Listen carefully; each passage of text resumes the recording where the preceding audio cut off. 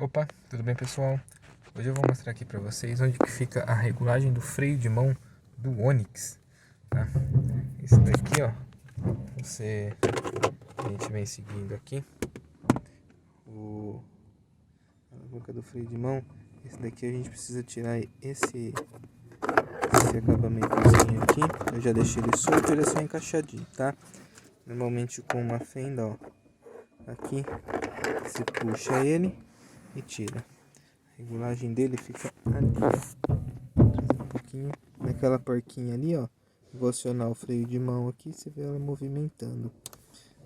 É um lugarzinho um pouco difícil de você movimentar, não tem espaço.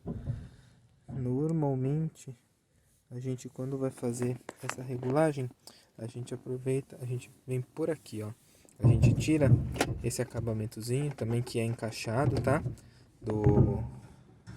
Da manopla aqui, a gente tira a coifa, sobe ela, pega um canhão 13, ó, um canhão 13, a gente encaixa, coloca o canhão 13 por aqui, ó, por aqui, você vai ver que ele vai aparecer aqui, o canhão,